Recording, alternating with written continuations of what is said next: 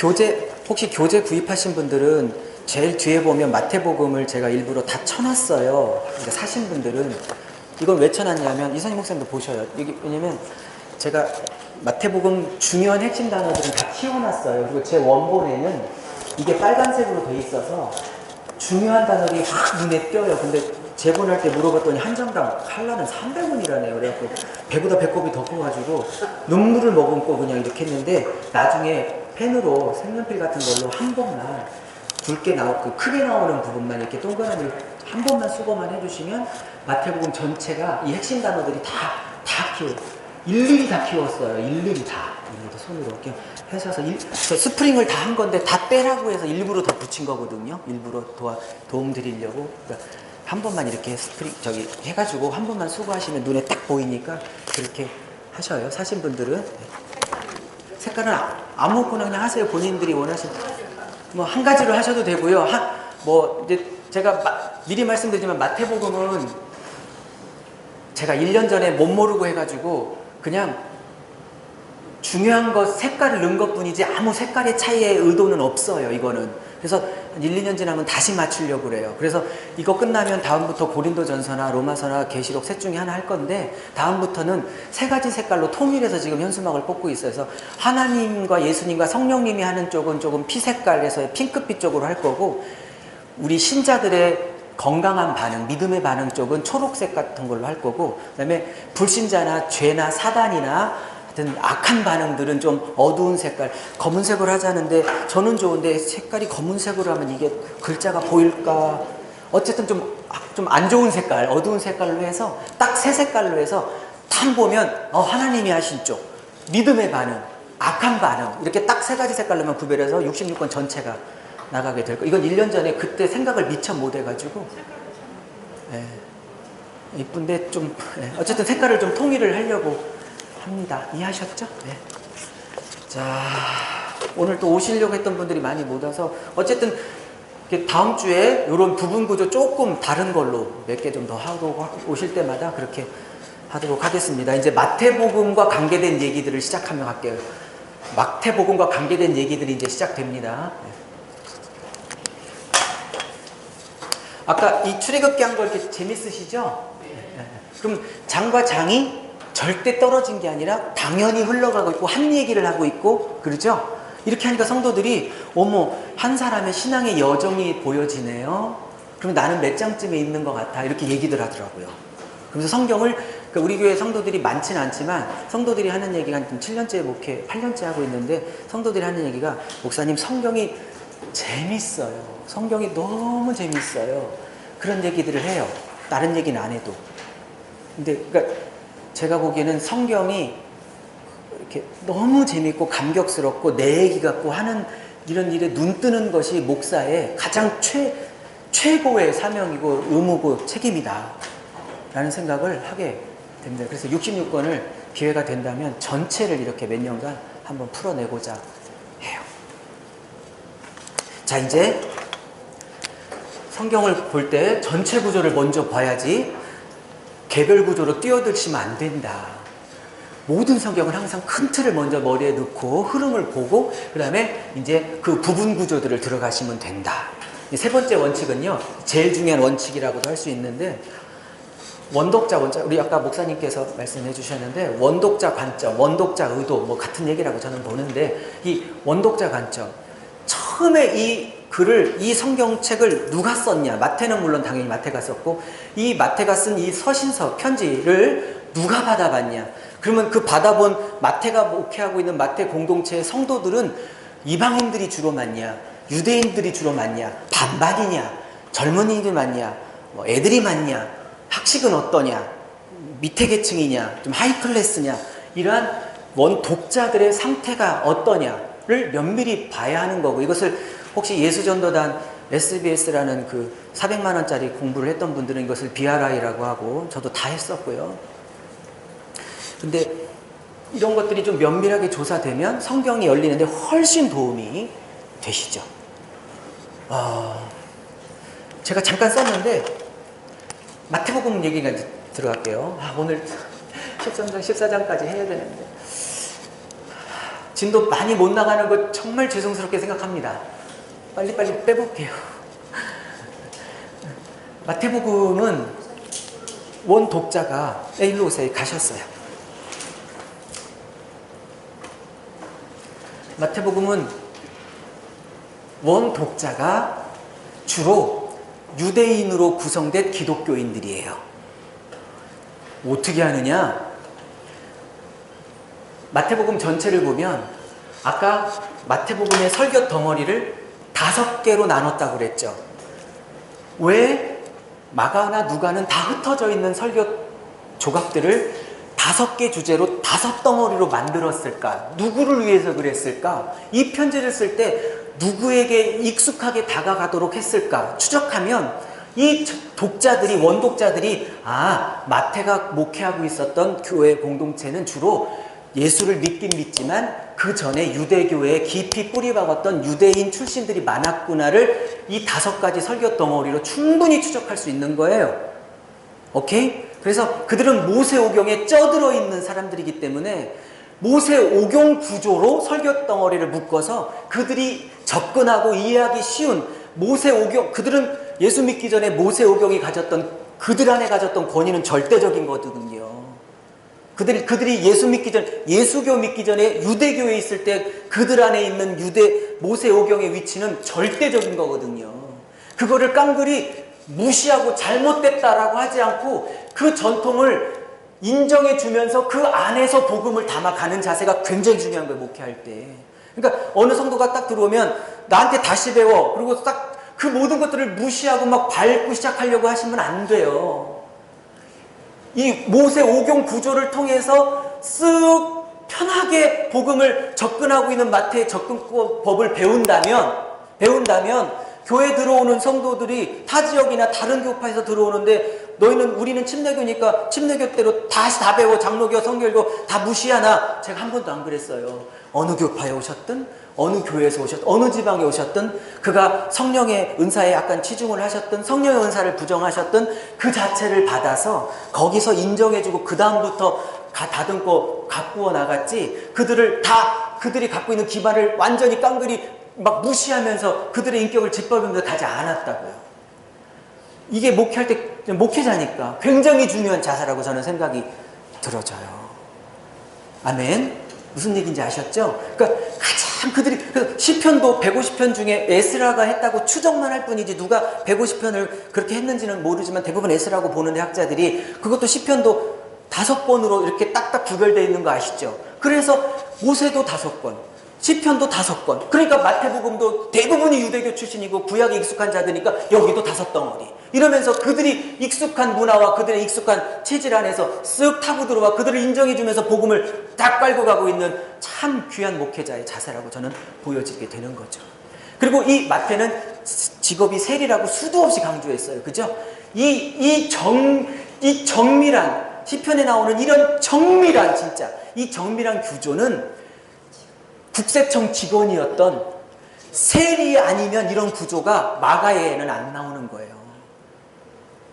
그리고 고기만 잡았던, 죄송하지만 베드로 목사님에게는 이런 구조가 안 나오는 거예요. 그러니까 여러분 기질대로 쓰신다고 제가 수도 없이 지금 3번째 말씀드리고 있는 거예요. 그러니까 남 되려고 하지 말고 여러분 자신 되세요. 영어로 하면 be yourself. 여러분 자신 되세요. 그냥 다윗이 사울 갑옷 입으니까 저처럼 키가 컸나 봐, 다윗이. 철렁철렁해서 다 집어던지고 평소에 쓰던 자기 무기 갖고 나가잖아요. 사랑이 풍성하시면 사랑 갖고 목회하세요. 기도가 능력이 있으시면 기도 갖고 목회하세요. 말씀이 자신 있으면 말씀 갖고 목회하시고, 제자훈련 1대1이 자신 있으면 1대1로 승부 거세요. 맞지도 않는 칼 들어서 못 들어서 난리치지 죄송합니다. 하지 마시고 본인 거 갖고 하세요. 기도가 충분하시면 기도 목회도 충분히 하나님 부으실 거라고 저는 믿습니다. 그리고 이렇게 다니시면서 조금 부족한 거 이렇게 좀 채워 가시고. 할렐루야. 자, 그래서 마태는 당연히 유대인 공동체예요. 기독교인들 중에서 유대인들이 많아요. 그러니까 모세오경을 깔고 들어가고, 2번째,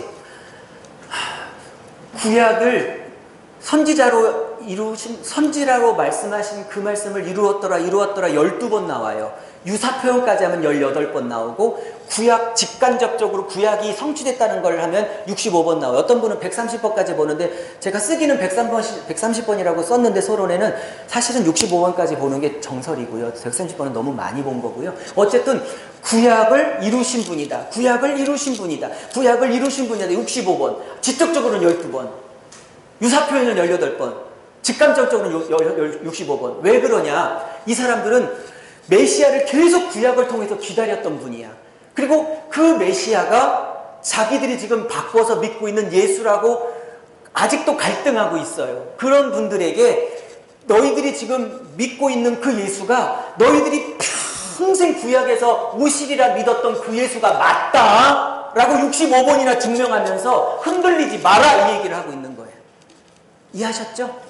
그리고 제가 서론에도 썼지만 AD 70년에 티토 장군이 나중에 황제가 된다고 그랬죠. 이 장군이 예루살렘 성을 완전히 멸망시킬 때 유대교가 완전히 작살이 났어요. 그리고 AD 90년쯤에 얌미아에서 구약성경 39권을 정경으로 자기들 히브리 성경을 확증하면서 유대교 재개헌 운동이 본격적으로 났어요. 그때 쓰여진 게 요한복음과 요한계시록. 그래서 요한복음과 요한계시록에 유대교인들의 핍박이 그렇게 많이 나오는 게 유대교 재건 운동과 맞물려서 돌아가고 있는 거예요. 나중에 계시록 할 때 제가 다 설명을 할 거예요. 계시록 공부할 때. 그 전에 한 10년 전에 80년대쯤 쓰여진 걸로 봐요. 마태복음은. 그러나 어쨌든 유대교의 핍박이 엄청나게 심했기 때문에 다시 유대교로 돌아갈까 하는 갈등하는 사람이 대부분 많았고, 실제로 돌아가고 있는 사람도 있었고, 안 돌아가고 예수를 지키는 대가로 인하여 경제적인, 직업적인, 사업적인 모든 출교를 당하고 민족적인 따돌림을 당하는 사람들이 소수가 있었고, 이러한 유대교의 충돌을 통해서 실제로 갈까 말까 고민하는 대다수와 실제로 가고 있는 사람과 지키고 있으나 어마어마한 핍박을 받고 있는 마태가 목회하고 있는 양떼들에게 위로하고 격려하고, 왜 기독교가 유대교보다 훨씬 탁월하고 뛰어난 완성인지에 대해서 마태복음을 통해서 정리해서 이 갈등하고 고민하고 지금 핍박받고 있는 유대교 출신 기독교인들을 위로해야 될 목회적인 필요성이 분명히 있었어요. 시대적. 지금 배경 얘기하고 있는 거예요. 1장 들어가기 전에. 이런 배경을 알고 들어가셔야 왜 10장에서 어디 끌려갔을 때 몸은 죽여도 영혼을 죽이는 자를 걱정하지 말고 몸과 영혼을 함께 죽이는 자를 두려워하라, 그 얘기를 왜 하는지, 끌려갔을 때 무슨 말을 할지 걱정하지 말라, 너희 안에서 성령께서 할 말을 생각나, 이런 얘기를 왜 하는지, 그죠? 요한복음에서 왜 서머나 교회에게 사탄의 회, 사실은 유대인의 회라 이렇게 말하는 이유가 뭔지, 그렇죠? 그 배경을 알아야 다 들어오게 돼 있어요. 이해하셨죠? 반면 마가복음은 로마에 있는, 핍박받고 있는 로마 황제 숭배를 거부하고 예수를 지키고 있는 이방인 공동체, 예수 믿고 있는 이방인 공동체를 위해서 주로 쓰여진 거기 때문에 구약 인용이 거의 없어요. 예스? 왜? 이방인들이기 때문에 구약을 잘 몰라. 오케이? 그리고 주로 축사 얘기, 병 고친 얘기가, 예수님의 강력한 능력으로 병 고치고 귀신 쫓은 얘기가 마가복음에는 주로 많아요. 기적사건이 집중되어져 있어요. 왜? 로마 황제보다 더 큰 왕이시고 로마 황제보다 더 전능하신 예수님을 의도적으로 강조하고 있는 지금 현실적인 필요가 있었던 거예요. 마태와는 달리. 마가는. 이해하셨죠? 이해하셨죠? 누가는요, 데오빌로라는 한 예수 막 믿은 로마의 고위관리에게 썼기 때문에 예수님의 탄생부터 죽으심까지 시간 순서적으로 썼어요. 왜? 독자가 한 사람이니까 그 사람에게 예수가 언제 오셨고 이렇게 어떻게 사셨고 나이 순으로 쭉 쓸 수밖에 없는, 즉 원독자가 마태, 마가, 누가가 다 달라서 쓰고자 하는 관점과 의도가 다 다르다고요. 그래서 배치도 다 달랐던 거예요. 아까 오전 내내 설명했던 그 배치가. 그러면 요한복음 볼 때도 원독자의 입장으로 봐야죠. 계시록도, 요한계시록도. 그러면 거기서 말하는 육룡익이 뭐냐가 딱 나오죠. 제가 부탁드리는데 베리칩이 아니냐만 안 싸우시면 꼭 할 거예요. 싸우시면 안 할래. 난 베리칩이 답도 없는 걸 가지고 그리고 제대로 배시록을 진짜 뚫고 제대로 보신 분들은 베리칩 갖고 싸우라고 안 해요. 제대로 뚫으신 분들은. 그게 핵심이 전혀 아니고 아주 부분이니까. 물론 제가 다 설명하고 베리칩에 관한 학설들을 쭉 설명드리고 여러분이 선택하도록 저는 이제 객관적으로 알려는 드릴 건데, 그것만 안 싸우시면 꼭 할 거예요. 계시록. 너무너무 재밌어서. 자, 하나만 더 할게요. 원독자 관점이 왜 중요하냐? 여러분, 문하세 아시죠? 문하세. 히스기야가 13대고 문하세가 아마 14대일 거예요. 아마.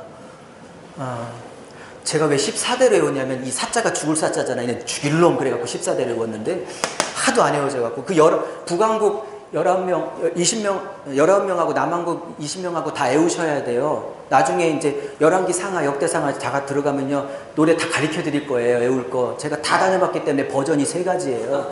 그 중에 제가 가장 쉬운 버전으로 알려드릴 거예요. 산토끼 버전은요. 굉장히 그거는 어려워요. 처음엔 쉬운데 산토끼 버전 후렴 들어가면요. 너무 빨라서 못 외워요. 그래서 제가 다녀봤던 중에 제일 쉬운 버전으로 알려드리고 그날 다 외우고 노래 부르고 가시면 엘리베이터 태워드리고 안 외우시면 5층에서 바로 내려가시도록 걸어서 그렇게 하도록 하겠습니다. 목사님 아까 전화하신 분 오고 계신다는 거였어요?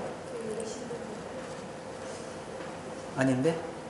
아까 변동해서 아까 전화 한번 해보세요. 못 찾으시나 보다.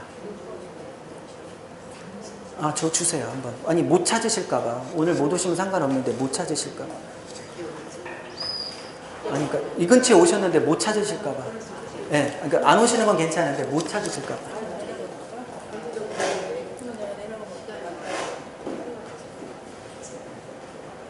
네, 아니 저기 목사님이 위치 잘 아시죠? 설명해 드리세요. 아까 찾고 계신다고 그랬잖아요. 네, 네. 죄송해요. 사목사님이 네. 자세히. 자, 문하세 얘기할게요. 자, 문하세 55년 통치했죠. 그죠? 가장 오래 살았죠. 가장 악했죠. 이 다음에 15대 거치고 16대가 요시야 왕이에요. 8살에 등극했던 그 왕이 종교개혁을 일으켰는데도 불구하고 하나님이 나라를 멸망시키겠다는 뜻을 안 굽혀. 그 이유가 문하세의 악행 때문에 뜻을 처리하지 않겠다고 분명히 말하세요. 그래서 문하세는 아주 천하의 나쁜 놈으로 나와. 왕하에서는 왕하는 예레미야가 썼어요. 그렇죠? 끌려가기 직전에 썼어요. 그 끌려가는 것까지 다 봤던 선지자가 예레미야예요. 그리고 끌려가는 것을 본 게 저기 라마의 통곡이 예레미야 31장 끌려가는 장소가 집결지가 라마라고 말씀드렸잖아요. 그죠? 네. 근데 천하의 나쁜 놈으로 왕하는 글인데 역다에 가면 천하의 좋은 사람으로 그려. 그가 회개했더라. 하나님 용서했더라. 아무리 14대, 15대, 16대 요시야 왕이 아무리 하나님 마음에 들게 살아도 문하세의 악행 때문에 나라를 멸망시킬 거라는 약속을 철회를 안 하시고 끝내 멸망시킬 만한 사람이 문하세인데, 그래서 왕하는 그렇게 그리고 있는데 역대하 가면 이 사람을 용서하고 그가 회개했더라, 하나님 용서했다 이렇게 그린다니까요. 장까지는 제가 기억이 안 나도 찾아드릴게요. 다음 주에. 맞죠? 혹시 보신 분 아시죠? 왜 다를까요? 원 독자가 달라. 지금 이 편지를 받아보고 있는 게 왜 왕하는 지금 우상숭배에 쪄들어서 회개하라고 해도 회개하지 않는 것들에 대해서 눈물로 쓴 편지야. 그래서 멸망의 원인이 우상숭배고 그 원흉이 문하세라고 해서 문하세의 죄악을 마구 드러내고 있어. 그렇죠? 왜냐면 회개시키려고.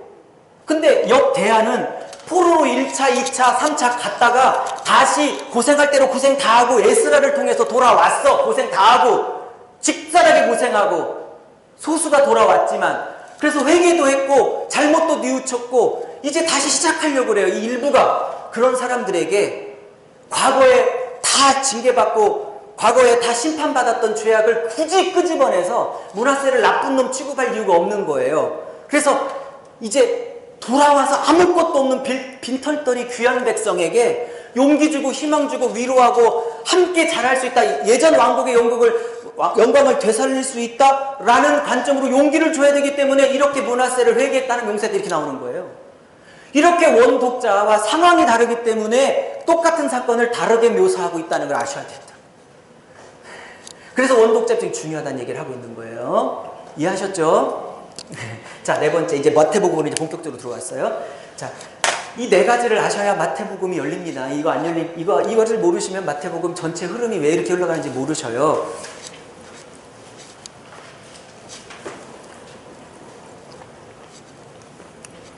근데 이렇게 왕하고 역대하가 문하세에 대한 평가가 다른 건 기억나시죠? 왜 달랐나를 제가 설명을 드린 거예요. 자, 유대인들에게 여러분 서론에도 다 들어가 있어요. 유대인들에게, 구약에 정통한 유대인들에게 메시아가 되려면 네 가지 조건이 있어요. 이건 제가 그냥 책을 쭉 공부하면서 이 네 가지가 이 사람들에게는 어마어마하게 중요하겠구나. 마태복음을 공부하니까 이 네 가지가 맞물려 돌아가고 있더라고요. 그래서 네 가지를 추렸습니다, 제가. 첫째는 뭐냐? 뭐니 해도 사무엘하 7장. 여러분 교재에도 있어요. 사무엘하 7장에 메시아는 당연히 다윗의 자손으로 와야 된다는 사무엘하 다윗 언약이 있어요. 그죠? 그러니까 1장에서 지금 족보 얘기를 시작하는 게 괜히 예수님 인간적인 족보 얘기를 하고 있는 게 아니라 사무엘하 7장에서 다윗의 자손으로 보내겠다는 바로 그 메시아가 바로 너희가 믿고 있는 그 메시아가 맞다. 그 흔들리지 마라. 유대교로 다시 돌아가면 안 된다.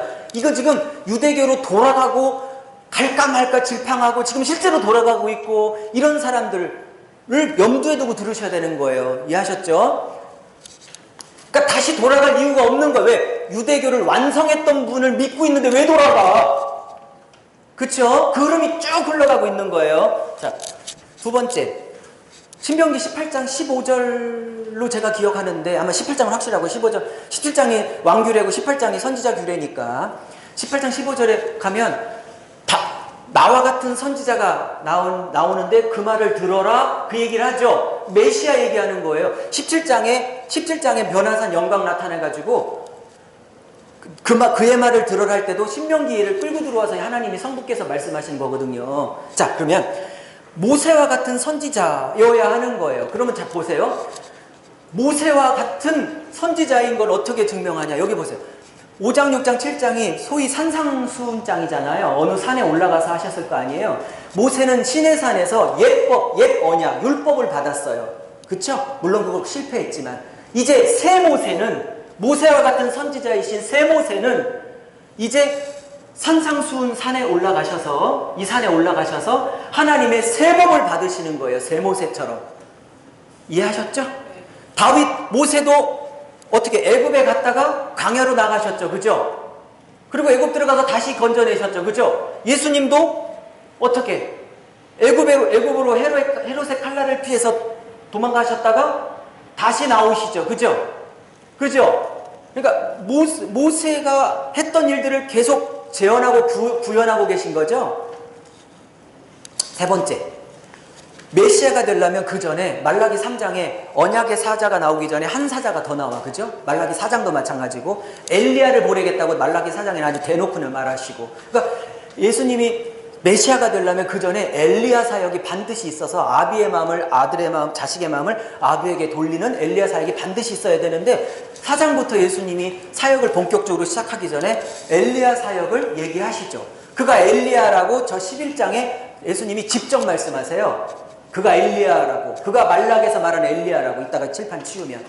자, 네 번째, 메시아 표적. 이건 찾아보자고요. 이사야 35장 6절 한번 다 같이 찾아보세요. 이건 중요하니까.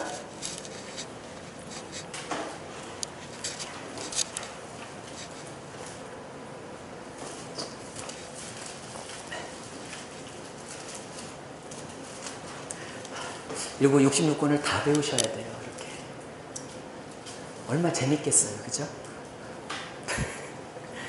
다시 해볼래. 얼마나 재밌겠어요. 아니, 얼마나 재밌겠냐. 마태복음 이렇게 재밌는데 계시록은 얼마나 재밌겠고. 우스갯소리지만 눈이 거룩한 의미로 확 뒤집힐 수 있기를 바랍니다. 말씀에 미쳐가지고요. 언제 주일 오지? 막 그렇게 되시기를 축복합니다. 한 명이 됐든 10분이 됐든 그게 무슨 상관이에요. 라오디게아 교회, 사대교회 그렇게 커도 한 명도 마음에 드는 하나님의 성도가 없어서 우신 예수님이 라오디게아 교회에 우셨는데, 그쵸? 한 명이라도, 그러니까 말씀에 미친 성도 하나 딱 키워내시면 충분하세요. 너무 교인수 같고 너무 주눅 들지 마세요. 자, 읽어보겠습니다. 제 기억이 맞다면 35장 6절 같은데요. 시작.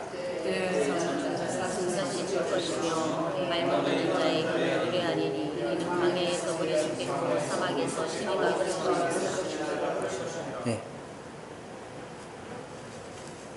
뭐라고 나왔어요? 저 잘 안 들어서. 35장 5절부터 읽어야 되네요. 그러니까 35절 보니까 그때 그때 맹인이 눈이 밝을 것이며 못 듣는 사람의 귀가 열릴 것이며 저는 자가 사슴처럼 뛸 것이며 말 못하는 자가 혀가 풀려서 그쵸? 네. 지금 메시아가 고쳐야 될 병이 여러분 절 보세요. 얼마 전에 디스크 수술을 해가지고 2년 전에 실비보험을 청구하려고 하다 보니까 이제 직원이 왔는데 직원들이 갖고 다니는 이렇게 질병 코드표를 보여주는데 깜짝 놀랐어요. 막 수천 가지더라고요. 질병 분류 목록이. 그 중에 저한테 해당되는 것만 이제 실비를 지급받았는데 저는 질병이 그렇게 많은 줄 몰랐어요. 여러분 그 당시에도 그게 병명이 안 나왔을 뿐이 그 당시나 이 당시나 질병은 똑같았을 거 아니에요. 근데 예수님이 복음서에 보면 꼭 한 몇 가지만 집중적으로 고치세요. 그죠? 다른 병은 안 고쳤을까요? 아니요. 여기 사정에 보면 모든 병과 모든 약한 것을 고치시니라 해서 다 고쳤다는 거예요. 근데 다 기록 안 하고 특별히 소경, 귀머거리, 벙어리, 앉은뱅이, 저는 자 이런 사람들만 집중적으로 기록했어요. 왜일까요? 그게 이사야 35장 5절 6절에서 나오는 메시아가 오면 꼭 이런 질병들은 고쳐낼 것이라고 했던 메시아 표적이기 때문에 집중적으로 고쳐내시는 거예요. 그리고 다른 병은 안 고쳤다는 얘기가 아니라, 그러니까 마태나 마가나 누가나 요한이나 그가 모든 병을 고치는 만능 의사였다의 관점이 아니라 요 대여섯 가지만 집중적으로 얘기하면서 그가 구약에서 말했던 그 메시아가 맞지? 그러니 유대교로 돌아갈 필요 없어. 힘내. 죽더라도 예수 붙들고 죽어. 라고 지금 유대교 핍박 상황을 배경으로 지금 얘기가 나오고 있는 거 충분히 이해하셨죠? 네. 자, 메시아 표적. 그래서 제가 말씀드렸잖아요. 목사님 죄송한데 이거 좀 한 번만 저쪽으로 좀 치워주세요. 이제 본론으로 바로 들어가요. 설명 다 끝났으니까. 그래서 제가 이 불쌍히 여기다. 우리 목사님은 제가 안 지가 한 일주일 됐는데요. 너무 감사해요. 기도 많이 하시고요. 저랑 친구예요. 동갑. 만난 지 일주일 된 친구 목사님. 기도해 주세요. 이제 개척 준비하고 계신데 기도해 주세요. 이 불쌍히 여겼다. 이게 헬라어로 스플랑크니 조마이라고 그랬어요. 이 스플랑크니 조마이는 동사고 명사는 이 강의안을 좀 나중에 다 좀 보세요. 보시면 다 나와 있어요. 원어까지. 스플랑크논에서 나왔는데 이 스플랑크논은 내장, 창자 이런 뜻이에요. 그 동사가 스플랑크니 조마이인데 우리나라 표현으로 제일 좋은 표현이 있어. 너무 기가 막혀. 왜 단장의 슬픔, 창자 끊어지는 슬픔이라고. 제가 예전에 예화집을 읽었는데 이게 사실인지 아닌지는 모르겠는데요. 어느 새끼 사냥꾼이 보는데 새끼가 죽어 있더래요. 근데 걔는 이렇게 뭐 덫에 걸렸는지 총에 맞았는지 뭐 이렇게 죽었더래요. 근데 어미는 아무런 외상이 없는데 죽었더래요. 숨이 멈춰져 있더래요. 그래서 이상해가지고 그 신고해서 그거를 부검을 했대. 이게 사실인지 아닌지는 출처불명. 근데 너무 감동져서 제가 설교 때 예화를 한번 썼는데 한번 쓰세요. 예화에. 예? 네, 애간장이 녹았다. 우리말 그런 쓰시죠. 근데 부검을 했는데 외상은 없는데 죽은 이유가 뭐냐면 이 창자가 다 끊어서 죽었다는 거예요. 그러니까 새끼가 덫에 걸려 죽었든 뭐 총에 맞아 죽었든 죽은 걸 보고 어미가 창자가 끊어져서 죽은 거예요. 그게 이게 지금 그거예요. 지금 예수님이 10가지 기적 일으키고 난 다음에 쫓아오는 무리를 보시고 막 우시면서 창자가 끊어지셨다는 스플랑크니 조마이를 쓰고 있거든요. 원어가. 이거 창자가 끊어진다는 뜻이에요. 실제로 이 원어 자체가. 근데 왜 스플랑크니 조마이 창자가 끊어졌냐? 언뜻 보면 무리가 불쌍해서 창자가 끊어진 것처럼 보여요. 아니더라고요. 읽어보니까. 자세히 보니까 무리가 불쌍해서도 창자가 끊어지는 아픔 겪었지만 더 중요한 건 그 불쌍한 무리를 제대로 끌어줄 목자가 없어서 우시는 거라고 단장이. 그러니까 양떼가 불쌍해서 끊어지는 것도 끊어지지만 이 양떼를 제대로 인도할 목자가 없어서 지금 단장이 끊어지고 있다고, 애간장이 녹고 있다고. 한번 보세요. 양떼 때문에 울었다고 하는지 목자 없는 양이라고 해서 지금 울고 계신지 보시라고. 10장에 실제로. 그러니까 예수님이 양도 양이지만 그 양을, 그래서 또 어느 목사님이 그러셨는데 목사보다는 양을 더 사랑하시나 봐. 그러니까 목사에게 막 부어주는 건 결국 양들 때문에 부어주시는 거다고. 어떤 분이. 제가 맞다. 우리 때문에 부어주는 게 아니라 우리가 맡고 있는 양떼들 때문에 하나님이 그렇게 부어주시는데 그거 갖고 딴짓했구나. 딴짓했어. 그 은사 갖고 딴짓했고 그 말씀 갖고 딴짓했고 그 세월 갖고 딴짓했고. 그러니까 단순히 불쌍한 양떼 때문에 온 게 아니고요. 그 갈바 몰라 갈팡질팡하고 이리에 먹히고 늑대에 먹히고 곰에 뜯기고 있는 그 불쌍한 하나님의 양떼들을 십자가와 좁은 길로 예수께로 인도할 제대로 된 목사가 없어서 오셨다는 거예요. 지금 문맥을 잘 보세요. 거기 단순히 양 때문에 울었다고 하는지 그 양을 이끌어갈 목자가 없어서 울었다고 하는지 확인해 보시라고. 문맥을 보시라고. 우세요. 스플랑크니조마이. 그래서 제가 재밌는 거 알려드렸죠. 지난주에. 불쌍히 여기다 스플랑크니조마이가 몇 번 나온다고요? 11번. 네, 잘하셨어요. 11번 나와. 그 첫 번째가 뭐냐? 소경이 불쌍히 여기세요 할 때 여기가 처음 나오고 마지막 11번째가 여기에요. 21장 예루살렘 들어가기 전에 마지막 기적이 소경치유라고 그랬죠? 여기에 불쌍히 여기서가 11번째 마지막이에요. 그러니까 창자가 끊어지는 그 고통을 느끼셨던 그 첫 번째도 눈 못 뜬 것들 때문에 그렇게 고통을 당하셨고 마음에 마지막 불쌍히도 창자가 끊어지는 그 스플랑크니조마이도 마지막도 하늘의 것에 눈 뜨지 못한 사람들 때문에 그렇게 창자가 끊어지는 스플랑크나이를 마지막으로 쓰고 있어. 11번. 첫 번째와 마지막이 다 눈 못 뜨고 있는 소경들을 첫 번째 마지막으로 스플랑크나이조마이가 딱 쓰여지고 있다고요. 이 구도는 뭘 의미하고 있냐? 눈뜨기를 그렇게 원하신다고. 복음의 눈뜨기를 원하신다고. 그러니까 목회자와 설교자가 복음에 눈 안 떴는데 양떼들은요 절대 못 떠요. 목자가 설교하고 말씀을 풀어가는 그 수준만큼 하나님을 알고 눈 뜨게 돼 있어요. 아멘. 그러니까 저도 뭐 은사 좋아하고 은사 환영하고 산기도도 많이 다니고 했지만 진짜 산기도 가서 하실 첫 번째 기도 제목은 뭐 성도들 사업 축복, 뭐 은사 이런 것도 하시되 가장 먼저 제발 주님 제 말씀에 눈 좀 떠게 해주세요. 말씀 좀 열어주세요. 말씀 좀 열어주세요. 혹시 산에 가서 말씀 좀 열어주세요가 첫 번째 기도 제목인 분만 한번 이렇게. 네, 감사합니다. 계시네요. 그래도 그게 첫 번째 기도 제목 아닐까요? 그래서 제가 에베소서 말씀 증명했잖아요. 지난주에 감옥에서 사도 바울이 성도들을 위해서 기도할 때 첫 번째 기도 제목이 뭐라고요? 지혜와 계시형을 부어서 마음의 눈을 밝혀 하나님을 알게 하시고. 눈 뜨는 거 기도하고 있잖아요. 눈 뜨는 거. 눈 뜨는 거. 아멘. 자, 12시 반쯤 식사하면 될까요, 목사님? 몇 시에 식사해야 돼요? 12시 반? 네. 12시 반? 아니 어제 1시에 뭐 반찬 갖고 오셔야 된다고. 아니에요? 12시 반이면 돼요? 어디? 자, 1장부터 5장까지는 했던 거기 때문에 초스피드로 하고 오늘은 6장부터 해가지고 그래도 여기까지는 해야 되지 않겠어요? 반절은 하고 다음 주에 마무리하고 총정리하고 해야 되지 않을까요?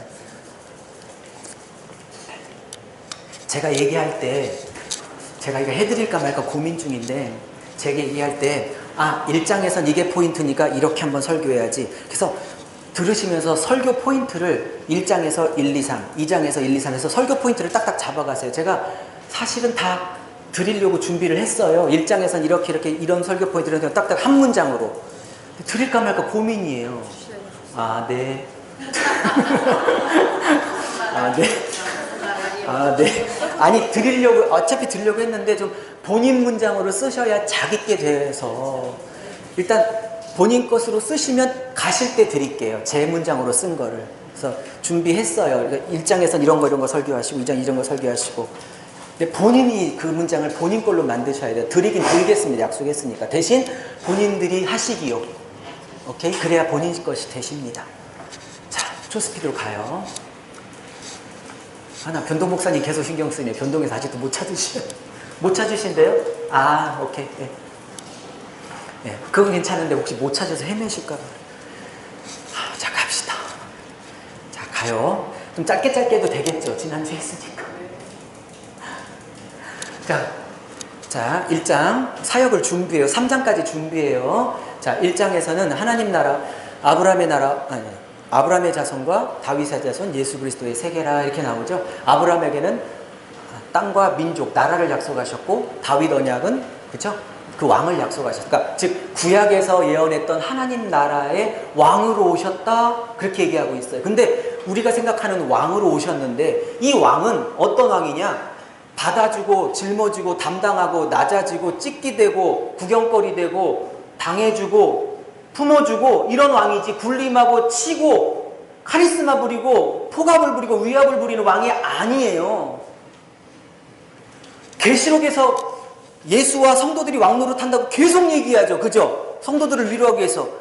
어디 계시록 세미나 갔더니 막 군림하는 것으로 표현 아니에요. 계시록에서 말하는 왕 노릇은 복음서에서 말하는 왕 노릇과 똑같아요. 천국 가보세요. 예수님이 제일 먼저 서빙하고 계실 거라니까.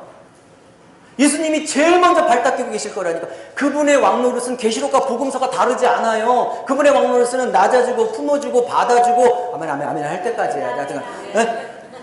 그 왕노릇이에요. 군림이 아니에요. 계시록은 66권이 다 똑같아요. 근데 그거를 막 군림하고 늦게 믿은 유대인들을 먼저 휴거된 크리스찬 이방인 성도들이 계급으로 이게 계급의 개념으로 왕노릇 한다 이렇게 푸는데 절대 아니에요. 절대. 완전 아니에요. 완전 아니야. 완전 아니에요. 가장 밑바닥에서 섬기는 게 왕노릇이에요. 지금.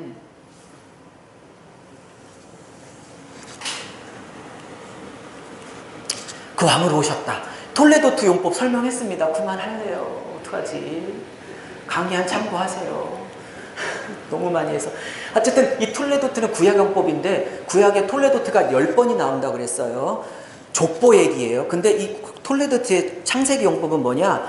한 시대가 마감되고 그 마감을 족보로 끝내요. 한 시대가 어떤 사건이 있으면, 예를 들면 노아 홍수가 있으면 노아 홍수의 사건을 족보로 끝내. 근데 그 족보 끝에는 아브라함이 나와. 이렇게 해서 톨레도 용법은 앞 시대를 끝나고 새 시대를 열을 때 족보를 가운데 써서, 그리고 그 족보의 마지막 사람이 새 시대를 열어가는 용법이 톨레도 용법이에요. 구약에.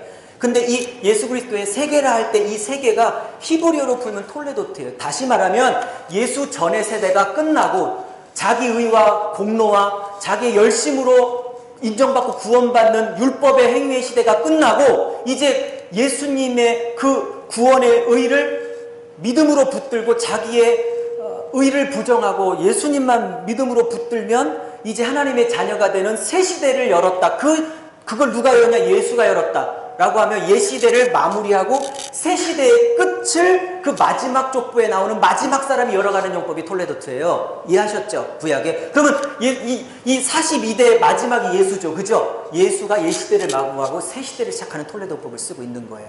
자, 또 하나. 자, 14대인데 아브라함부터 다윗까지 14대, 다윗부터 여고녀까지 14대, 여고녀부터 예수까지 14대, 이렇게 14대인데 실제로 세면 한 대가 부족하다고 말씀드렸어요. 실제 한 대가 없습니다.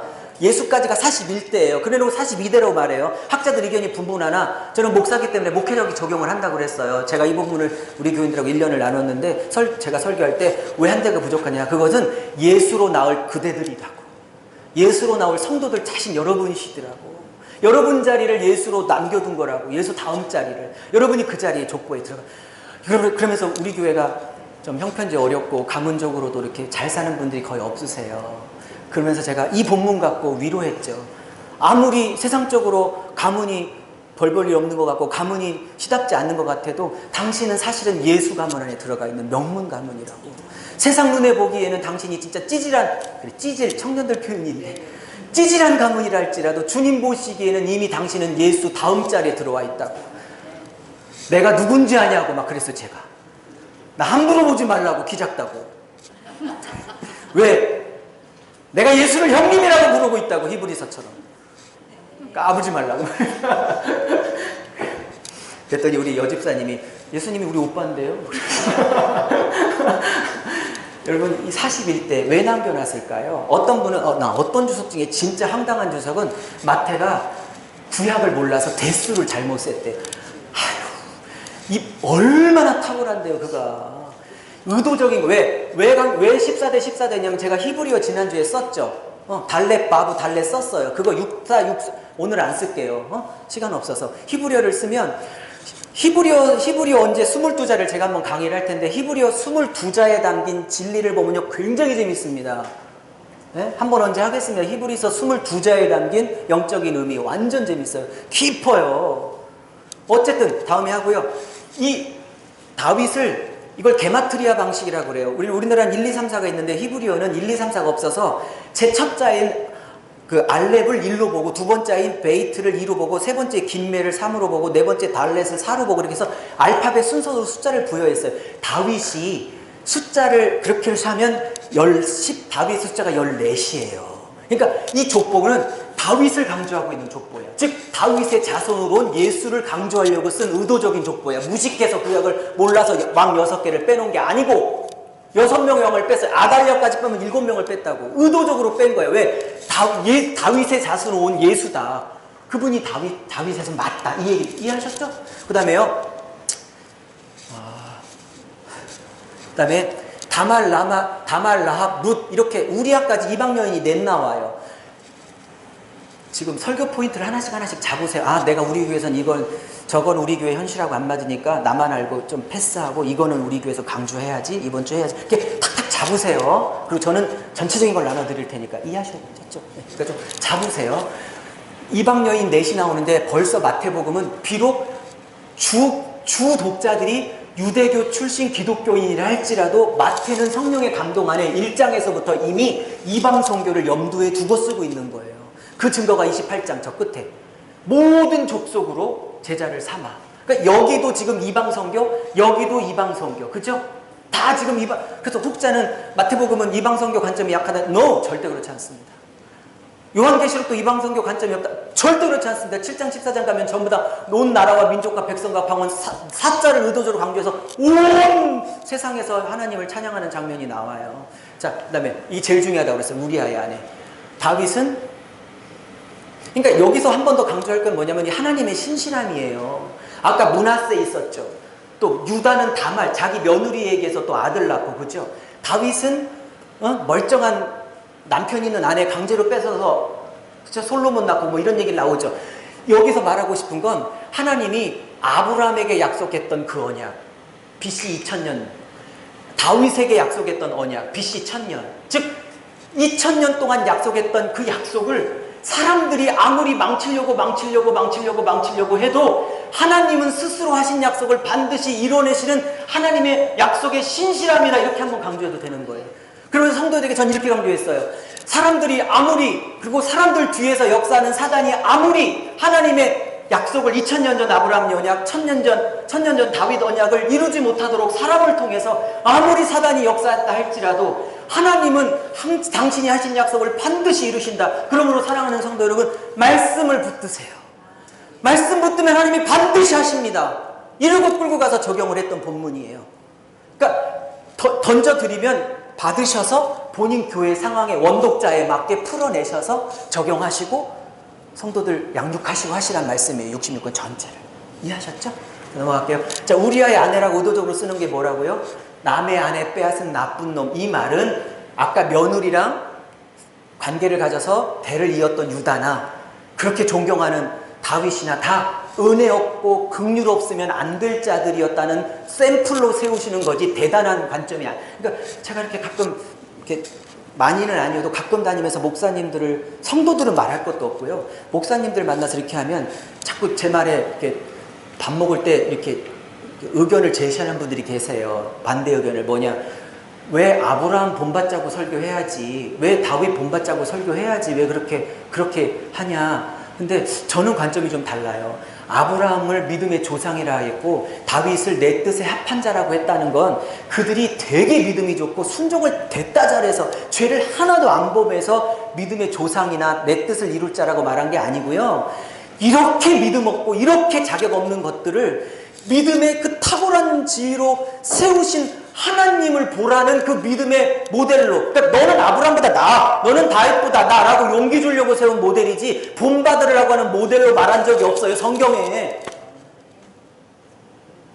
얼마나 자격 없는 자를 얼마나 아름답게 세운 하나님의 관점이 있는 거지 그를 본받자라는 관점이 없어요. 성경에. 성경은 오직 하나님 한 분, 예수님 한 분 본받자고 그래. 사람 본받자고 안 해요.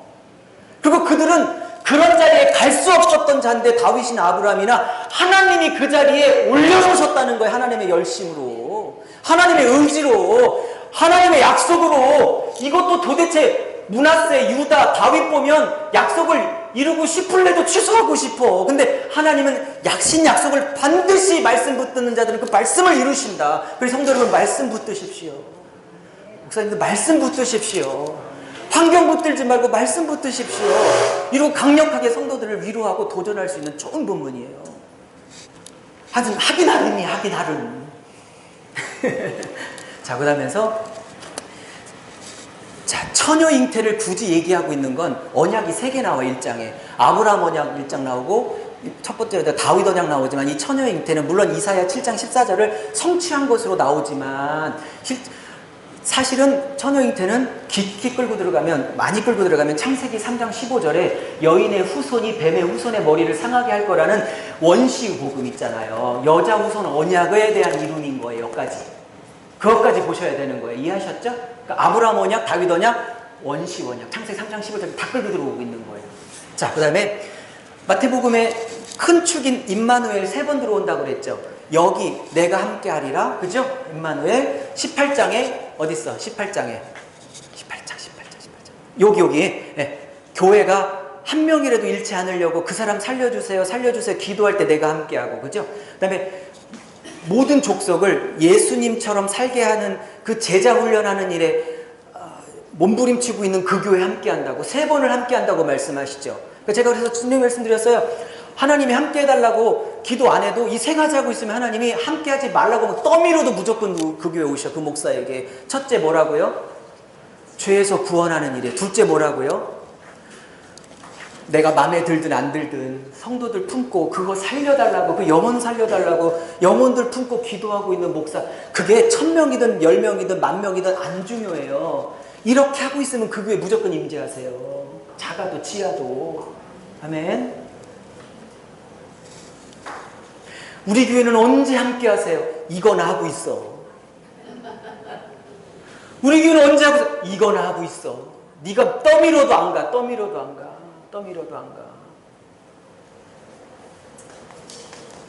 자, 그러면서 마태복음의 큰 2가지 주제, 그죠? 이 마리아 문제를 처리하는 걸 보고 마태복음에서 말하고 싶은 의가 뭔지 그림자로 다 담아놨다고 그랬죠. 그렇죠? 여러 번 말씀드렸어요. 그러니까 요셉은 자기가 정당하려면 임신 사건을 벌리고 돌로 신명기 22장처럼 돌로 쳐 죽이거나 재판을 걸면 돼요. 그러나 저를 드러내지 않고 가만히 끊고자 했던 이유는 살리려고 자기의 불명예를 감수한 거예요. 즉 옳고 그름을 갈라 나는 떳떳해. 그러면 자기는 좋겠지. 그러나 아내는 죽잖아. 돌 맞아서. 살리려고 내가 불명예를 뒤집어 쓰더라도 그 사람이 깨닫고 살고 회복되고 온전해질 때까지 아직은 어리니까 품고 받아주고 용서해주고 덮어주고 가는 것을 목회다 이렇게 말하고 있는 거라고. 아멘. 자, 그 다음에 두 번째 중요한 거. 예수가 누구냐?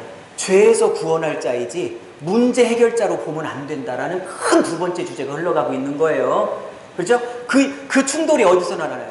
여러분 1장에서 시작해서 4장에서 제자를 불렀어요. 4장에서 4명의 제자를 불렀는데 얘들이 죄송합니다. 이 4분의 목사님들이, 사도들이, 제자들이 예수님을 왜 쫓아갔는지 아직 그 동기가 확연히 안 드러나요.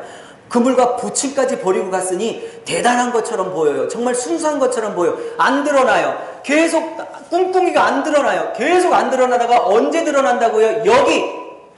여기 드디어 이제 숨겨놨던 발톱을 예수님께 딱 드러내는 거예요. 베드로가 아니에요. 12제자의 대표로 항상 나오는 거예요. 아셨죠? 8장에서 베드로가 건너와봐 그랬더니 배에서 톡 해가지고 막 바다 건너갈 때 베드로만 건너게 12를 대표로 가는 거예요. 베드로가 질문했다는 12명의 그 숨겨진 속 마음을 대표로 얘기하고 있는 거거든요. 여기. 그리고 또 자정수 우정수 시켜달랬던 야고보와 요한. 그죠? 이 발톱이 여기서 딱 드러나는 거예요. 3년 만에. 진짜 지들이 원했던 거. 그 헛된 메시아 구하지 말라고 여기서 나는 인생의 문제 해결자로 온 게 아니라 너희들의 영혼의 문제를 해결하러 온 자라고 딱 여기서 못 받고 헛된 메시아 구하는 자들에 대하여 벌써 여기서 못을 받고 들어가고 있는 거예요. 여기서. 이게 굉장히 중요한 주제예요. 자, 두 번째 2장. 자, 동방박사가 예물드립니다. 황금, 유향, 모약 다 설명했어요. 구속사 의미가 뭔지도 설명했고요. 이게 현실적으로는 애굽에 몇 년 살았지 모르지만 피난 비용으로 충분히 유용하게 쓰였을 것이다. 오케이? 오케이? 여러분, 골리앗의 칼을 나중에 누가 쥐게 되죠? 골리앗 죽여놓고 그 칼 결국은 누가 쥐게 되죠? 그 칼을? 다윗이 높에 가서 높 제사장이 보관하고 있던 그 칼 딱 쥐게 되죠? 그러면 원래 그 칼 누구 거였어요? 원래? 이러면 좀 헷갈리기 시작해 막 이제. 누구로 대답해야 될지. 어떤 분은 막 골리앗 거라고 하는. 제가 볼 때는요, 원래 하나님이 다윗, 제 해석이에요. 원래 다윗 주려고 준 건데 골리앗에 잠깐 맡긴 거예요. 하나님이 목회라고 하면요, 다 준비하세요. 근데 아멘 안 할 줄 알았어요. 눈에 보이는 게 없는 건데, 눈에 보이는 게 없으니까. 자, 이거 넘어갈게요. 베들레헴 탄생도 이미 미가서라고 했어요. 오탑니다. 미가서 5장 2절에 성취했어요. 제가 여기서 중요한 설명 하나 했어요. 미가서에서는 베들레헴아 너희는 내가 작을지라도라고 얘기했으나 마태는 그걸 약간 창조적으로 변형해서 베들레헴아 너희가 결코 작지 아니하더라라고 창조적으로 바꿔요. 그죠? 여기서 제가 뭘 얘기했어요? 이 베들레헴 실제로 촌동네거든요. 근데 미가에서는 작을지라도 현실만 봤어. 근데 마태는 그곳에 예수가 왔기 때문에 결코 안 작아. 여러분 교회가 작든 크든 예수가 임재하고 계시고 복음이 분명하게 선포되고 있으면 결코 작지 않습니다. 우리 성도들이 월세가 많아. 결코 안 자고. 그때처럼 아멘 안 했어 우리 성도들도.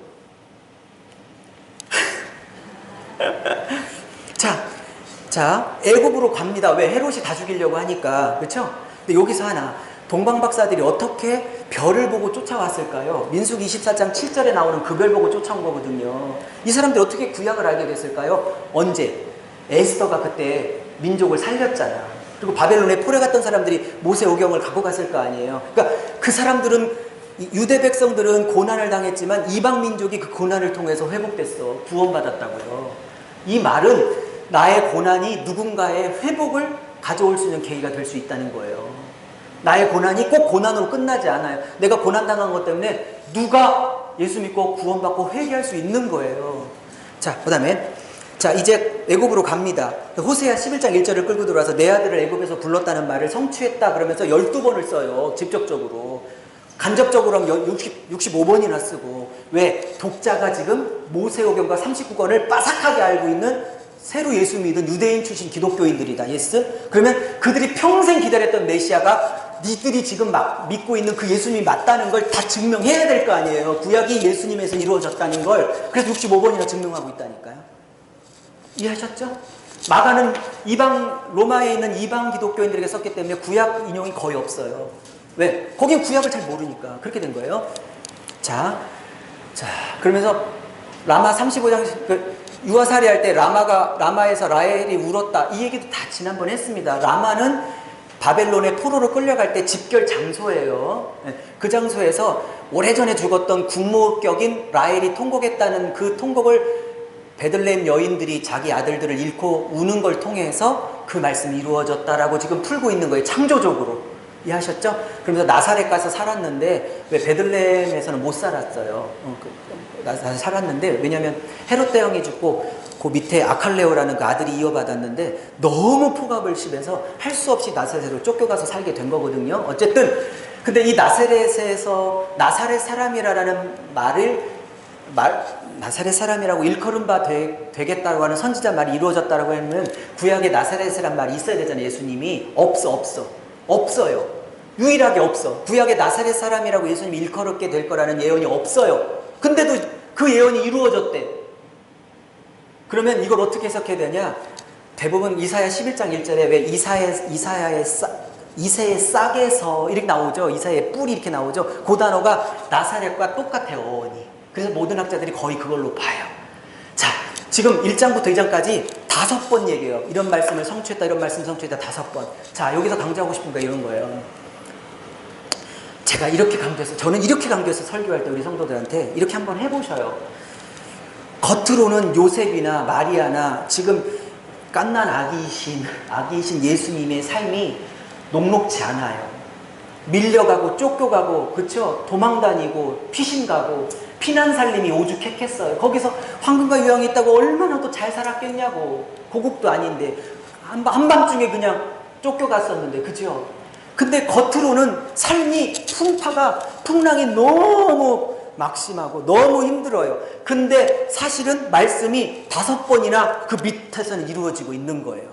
환경은 어렵고 도망다니며 쫓겨가고 있는데 하나님의 계획은 그곳에서 이루어지고 있어요. 할렐루야. 지금 여러분의 목회 현실과 어려움들이, 저도 어렵죠. 우리 교회 전등도 많고 그래갖고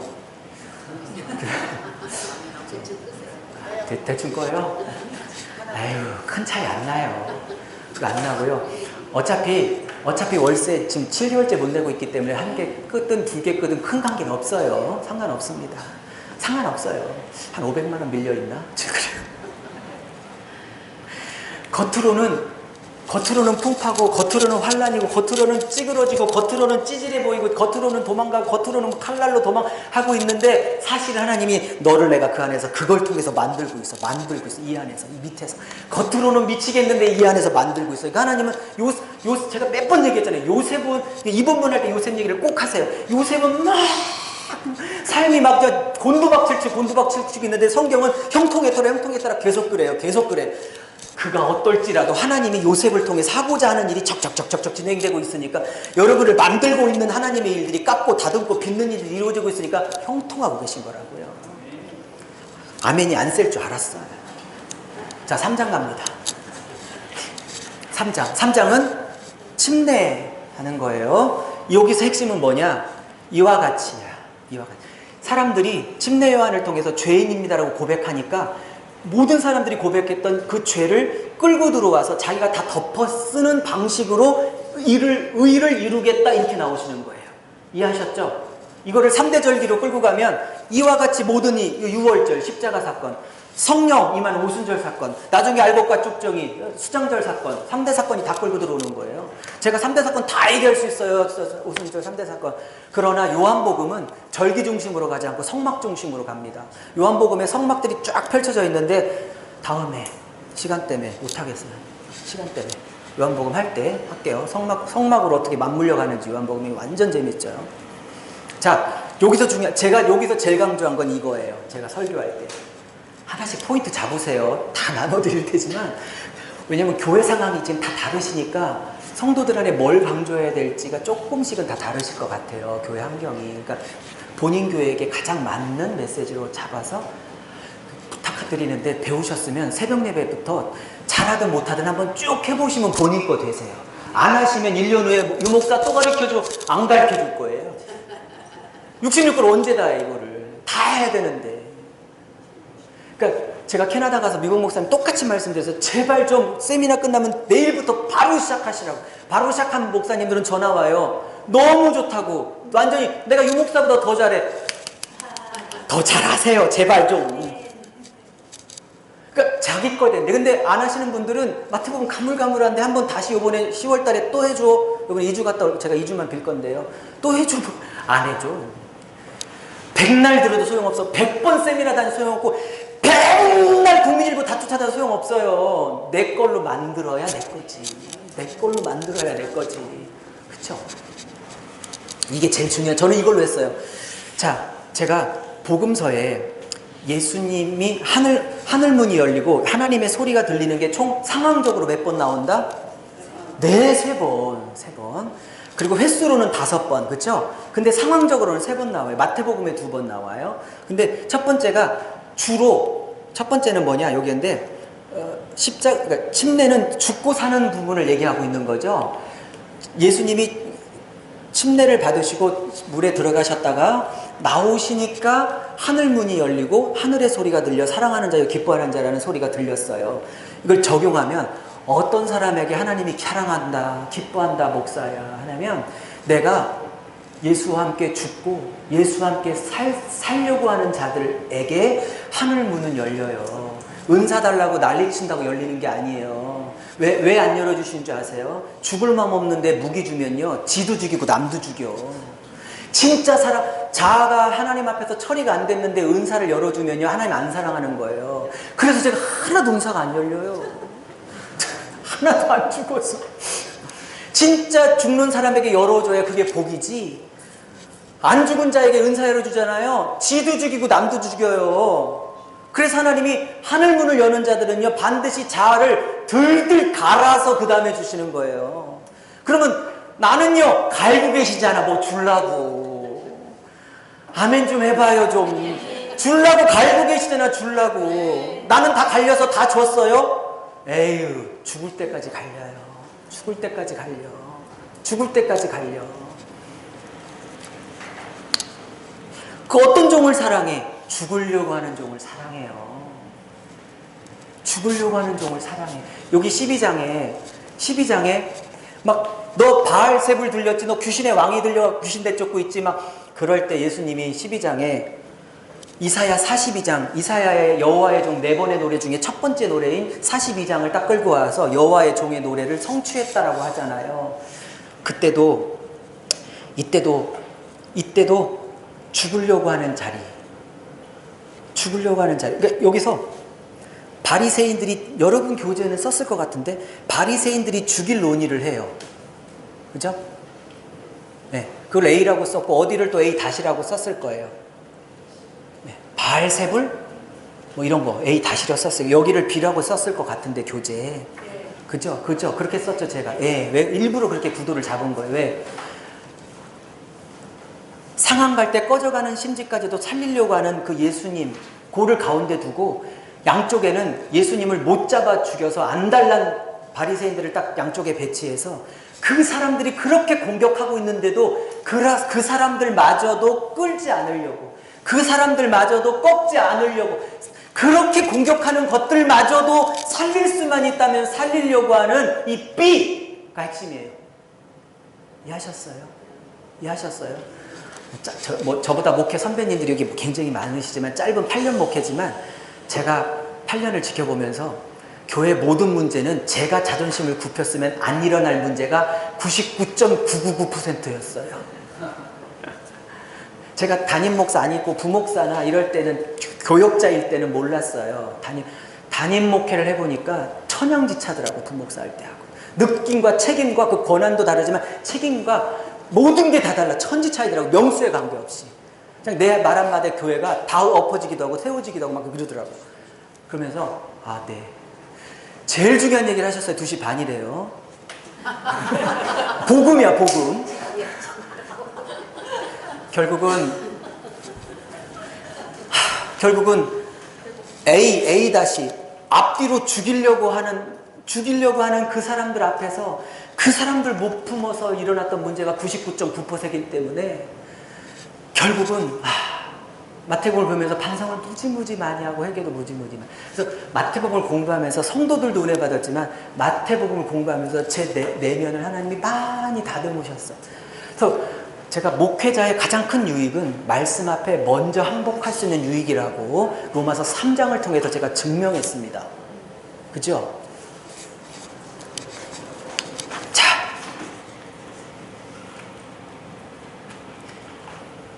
먹어도 돼요, 목사님 지금? 네. 문 조금 전에 올려놨다고요? 네, 그러면 네? 가스 물 잘. 네, 한번 보셔요. 오늘 금식 집회입니다. 자, 밥 됐다고 사인만 주시면 바로 끝낼게요. 자, 4장 갑니다. 자, 이제 본격적으로 사역하세요. 본격적인 사역은 이제 5장부터 시작해요. 근데 제가 지난주도 말씀드렸지만 본격적인 사역을 5장부터 하기 전에 먼저 거치게 만드세요. 내가 너를 쓰겠다. 내가 너를 기뻐한다. 내가 이런 의의를 너를 통해서 이루겠다 그러면 바로 5장 가야 되잖아요. 바로 8장 가서 막 병 고쳐야 되잖아요. 바로 4장 광야에 집어쳐넣어가지고 들들 맷돌로 갈아요. 저와 여러분은 제가 보기에 들들 맷돌로 갈고 계신 4장을 달리고 계십니다. 자, 왜 40일을 금식했냐면 마태복음은 구약을 다 성취해요. 그러니까 아까 모세의 성취로 나오죠. 그쵸? 그러면 먹을 것 때문에 넘어진 인간이 누구죠? 창세기 3장에 첫 아담이 먹을 것 때문에 넘어졌죠. 둘째 아담은 먹을 것 때문에 이겨요. 그래서 첫째 아담의 실패를 둘째 아담이 승리하는 것으로 사장을 보고 있는 거고요. 두 번째, 40년 동안 광야 생활하면서 맨날 먹을 물과 먹을 것 때문에 맨날 넘어졌죠. 이스라엘이. 근데 새 이스라엘의 머리이신 예수님은 광야에서도 이기십니다. 그러니까 첫 아담의 실패를 극복하시고 옛 이스라엘의 실패를 극복하시는 분으로 딱 이걸 좀 신학에서는 모형론이라 그래요. 구약의 모형을 회복하셨다. 이렇게 해서. 이해하셨죠? 자, 신학적 얘기는 그만하고 금식하십니다. 여쭤볼게요. 예수님 금식해야 능력 생겨요? 금식 안 하셔도 능력 생겨요? 그렇죠. 근데 왜 하셨을까요? 우리를 향한 교훈이에요. 그러면 요금도 지금 40일 장기 금식 들어가지고 못 오겠다고 연락 오신 목사님이 계세요. 9월 말쯤 오시겠다고 그래서 가지고 얼마나 힘드시겠냐고 그랬더니 기도해달라고 어제 문자 오셨더라고요. 9월 말쯤 오실 건데 정말 생명 걸고 하시는구나. 어떻게 40일을. 예수님도 금식하셨죠. 금식 안 하셔도 능력이 있을 분이 금식을 하셨어요. 왜? 금식이란 게 뭐예요? 육신의 힘으로 사는 자가 아니라 하나님이 공급하시는 힘으로만 사는 자입니다를 고백하는 게 금식이잖아요. 외적 형태로. 그죠? 금식해서 떼쓰면 응답받는다가 아니고요. 그럼 금식을 거꾸로 하고 있는 거고요. 금식은 떼쓰면 밥이라도 굶고 항의하면 주겠지 뭐. 그러고 떼써서 한번 아들 죽는 걸 보고 싶으세요? 이러고 금식했어요. 저 예전에 3일. 결혼시켜달라고. 결혼 안 시켜줘가지고 3일 금식하면 그래서 내가 하나님을 그랬어. 오살리 가가지고 아들 배고파 죽는 걸 보고 싶으세요? 빨리 붙여서 결혼하는 걸 보고 싶으세요? 진짜 아들이면. 그리고 막 3일을 떼쓰면서 금식했는데 그러고도 몇 년을 더 안 시키시더라고. 그걸 하나님하고 아무 관계없는 금식이야. 금식은 그게 영적인 거든 육적인 거든 교회 부흥이든 자식이든 남편의 문제든 내 자신의 문제든 뭐든 내 힘으로 할 수 있는 게 아무것도 없어. 육신의 힘을 다 빼고 하나님의 힘으로만 모든 걸 할 수 있습니다라고 고백하는 외적인 행위가 금식이에요. 근데 그거를 육신의 것을 얻어내려고 때를 쓰고 금식을 해. 금식을 거꾸로 하고 있다니까. 아니라고. 그래서 예수님이 스스로의 힘이 아닌 오직 성령으로만 할 수 있습니다라고 고백하는 기간이었다. 거기서 하나님만 의지하는 시간이 광야예요. 제가 그래서 히브리어 말씀드렸죠. 광야가 히브리어로 미드바르예요. 미드바르. 말씀은 다바르예요. 원어가 똑같아. 미만 붙이면 광야고 미 떼면 말씀이야. 미드바르 다바르. 그래서 어원이 똑같아. 광야는 하나님의 소리가 들리는 데야. 내 육신의 소리 다 빠지고. 그래서 지금 어려우신 거예요. 내가 남들보다 부족하고 못나고 띨띨해서 그런 게 아니고 하나님이 광야에서 가르고 계신 거예요. 제가 그랬더니 캐나다 갔더니 어느 사모님이 목사님 저는 갈릴 대로 다 갈렸습니다. 그게 안 갈렸어.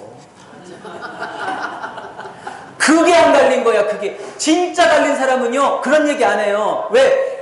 갈아도 또 나오고 갈아도 또 나오고 양파 껍질 벗기도 또 자아나오고 또 나오고 나는 다 버리고 다 죽었다고 했는데 양파 껍질이 또 자존심 또 나오고 승질 또 나오고 또 나오고 죄송합니다.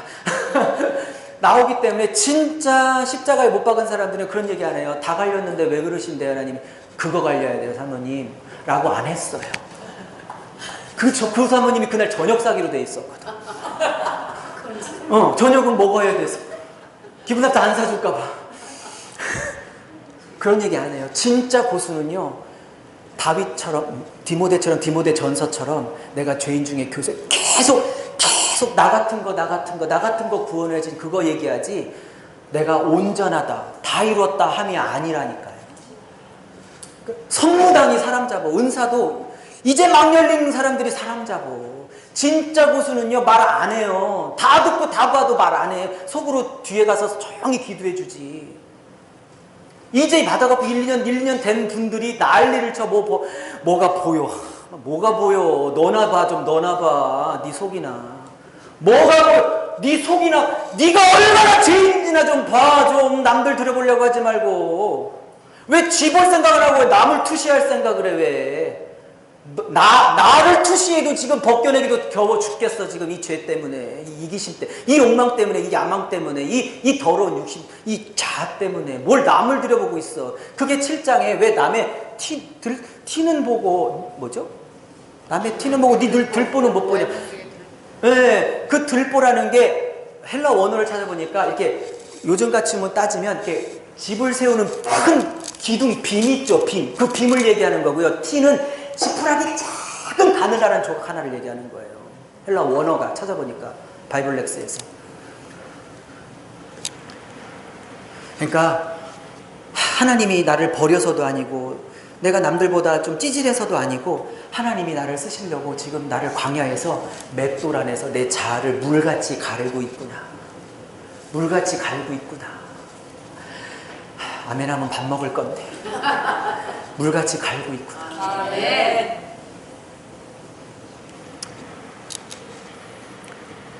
그래서 이렇게 갔어요. 밥 먹고는 그만 복습해도 되죠. 식사 됐습니까? 아니면 좀 더 해야 되나요? 소리 내주세요. 식사가 됐는지 좀 더 기다려야 되는지. 네, 그러면 자 4장까지만 하죠. 자 그러면 마귀, 자 이렇게 하고 금식하고 이제 40일이 끝나니까 마귀가 와요. 여러분 참 재밌는 건 내 제사 소명이 이제 드디어 목사님과 제가 바라는 교회 사람들과 일꾼이 붙여지는 단계잖아요. 얼마나 신나는 단계야. 사람들이 들어오고 일꾼이 막 내 곁에서 서주는 단계잖아요, 여기가. 근데 하나님이, 그러니까 이걸 맥으로 봐요. 하나님이 내게 영혼들을 붙이고 일꾼들을 붙이고 교회 사람들을 붙일 때는요, 그냥 안 붙여요. 준비되고 갈아지고 엎어져야 붙여. 맥으로 보면 이해하셨죠? 목사님께 한숨을 너무 크게 자, 그래서 여기서 시험을 하는데 핵심은 뭐 다 지난번에 다 설명했으니까 넘어가고 핵심은 여기에요. 이거예요. 이것만 딱 잡으시면 돼요. 세 가지 시험은 하나하나 분석도 물론 필요하지만 핵심은 네가 하나님의 아들이고 네가 진짜 하나님의 부른 종이고 그래서 신학을 했고 목사가 됐으면 왜 네 목회 현실은 이 모양 이 꼴이야에 대한 도전이에요. 눈에 보이는 목회의 현실, 내 삶의 현실이 내가 보기에는 참 어렵고 힘들고 밑바닥인 그것을 싹 치고 들어와서 진짜 네가 하나님의 사랑받는 아들이고 기뻐하는 종이고 여기서 기뻐하고 사랑한다고 했는데 왜 목회 현실은 이 모양이야? 라고 치고 들어오고 있는 거라고. 이 핵심이 이해하셨죠? 저는 이제 우리 교회 성도들이 들어올 때 여러분을 하나님이 너무 사랑하고 기뻐하는데 여러분의 형편은 어렵죠. 남편은 아프죠. 아직 남편은 예수 안 믿죠. 몸은 아프죠. 이런 현실들이 있습니다. 그렇다고 하나님의 사랑과 기뻐함이 여러분에게 없습니까? 그렇지 않다는 거예요. 이럴 때 사단이 공격하는 걸 경계하시고 조심하시라고. 아니, 목회가 잘 되고, 막 목회가 빵빵하게 막 나가고, 막 성경 건축하고, 한 주에 막 10명, 20명, 30명씩 막 매주 몰려들고, 그럼 금방 부흥하죠. 그럴 때는 내가 하나님의 사랑받는 아들이요, 하나님이 부르신 종이 맞다. 아무나 다 확신해요, 그때는. 진짜 확신이 필요할 때는 내가 벼랑 끝에 쓰고 성전 꼭대기에서 벼랑 끝에 목회가 몰려있고 월세 7개월째 몰려있고 한 번은 새신자가 왔어요. 막 눈물을 쏟고 갔어. 됐다. 저 사람 우리 교회 오겠지. 다시는 안 나타나 3년 동안. 목회가 몰려있을 때 그럴 때 진짜 하나님이 날 사랑하고 내가 하나님 앞에 부르신 바 된 종이 맞다. 이 확신을 가지셔야 하는 거예요. 이때. 그럼 하나님이 이제 갈릴리로 가셔서 예수님이 사역하시고 이제 내 제자를 부릅니다. 어부를 부른다는 의미가 뭔지 분명히 제가 설명했어요. 단순히 예수님이 12제자 중에 어부들을 주로 많이 부른 건 어부들을 편애했다 뜻이 아니고요. 천박한 자를 불렀다 이런 것도 아니고요. 어부를 불렀다는 건 성경 66권 전체 의미에서 어떤 의미냐면 바다. 갈릴리가 호수인데도 의도적으로 갈릴리 바다라고 쓰는 것은 성경에서 말하는 바다는 특별히 계시록에서 보면 시편 마찬가지고요. 보면 바다는 하나님 나라를 대적하는 세상 세력을 상징하고 있는데요. 그러므로 이 바다에서 고기를 잡고 있는 어부들을 주축으로 제자를 불렀다는 뜻은 어부들을 좋아했거나 천박하는 자를 불렀다는 뜻이라기보단 세상에서 세상 것 추구하고 세상 것을 추구하며 살던 자들을 불러 하늘 것 추구하고 하늘 것 따라가고 하늘 것 바라보는 자들로, 하늘 것 먹이는 자들로 불렀다는 뜻이지 직업을 어부로 불렀다는 뜻이 아니랍니다. 성경 전체에서, 이건 성경 전체를 봐야 나오는 부분이에요. 자, 그러면서 인클로 구조, 인클루지오 구조 제가 쉽게 쓰라고 하셨죠. 편지봉투 구조라고. 앞에서 닫고 뒤에서 닫고. 자, 그러면서 하나님 나라의 복음을 전파하시되 4장 마지막 부분에 23절인가 4절부터 나오는 가르치시고 고치시더라. 그렇죠? 그러면 가르치시다가 산상수 5장 7절, 고치시더라가 8장 9장 10개 기적. 그죠? 그리고 해놓고 10개 기적 딱 10개 기적 하고 난 다음에 다시 닫어. 앞에서 편지를 닫았으니까 뒤에서 뒷봉투 닫는 거예요. 그죠? 그래서 이거를 무슨 구조라고? 팔이 짧네. 이거 보이시죠? 이 구조를 인클루 구조, 편지봉투 구조라고 그랬어요. 정교하게 구성되어 있다고 그래서 성경은. 이해하셨죠? 네.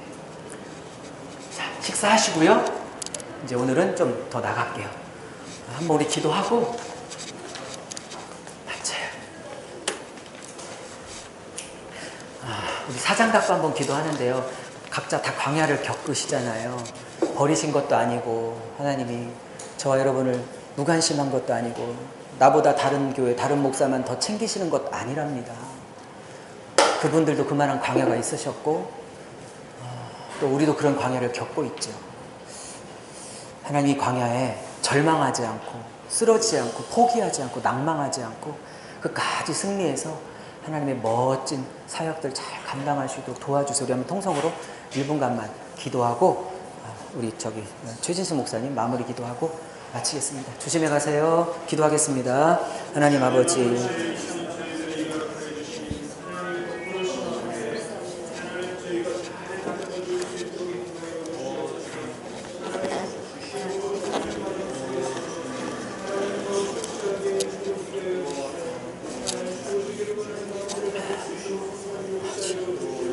주여,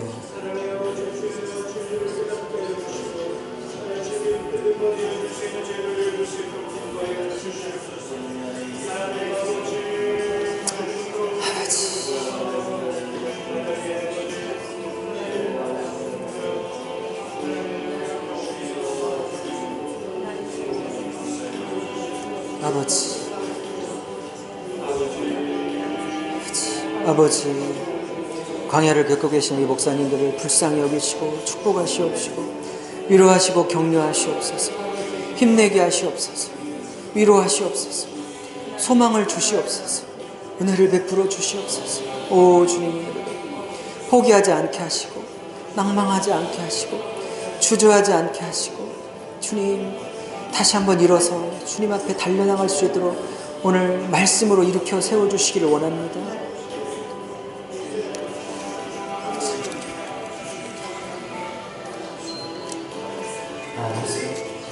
기도해 주세요. 할렐루야 주신 하나님 감사합니다. 하나님 귀한 날 귀한 시간 주셔서 말씀을 통해서 하나님의 크신 은혜와 위로를 받게 하신 주 감사합니다. 말씀을 통해서 또 내 자신의 내면을 보게 하신 하나님, 그 은혜와 사랑을 감사합니다. 먼저 내 자신을 살펴 정말 아버지 하나님 말씀에 붙잡힌 바 돼서 말씀을 먼저 순종하는 자가 되게 하시고 하나님 주신 사명을 잘 감당할 수 있는 하나님 귀한 자가 될 수 있도록 우리 모두에게 성령이 인도하신 가운데 하나님 역사를 주옵소서. 아버지 하나님 남은 시간 후에도 하나님의 깊은 은혜 가운데 정말 말씀에 지혜와 지식 연사가 우리 아버지 하나님 신령 가운데 하나님 귀한 시간 되게 도와주옵소서. 감사하신 예수님의 이름으로 기도드립니다. 아멘. 하나님께 박수.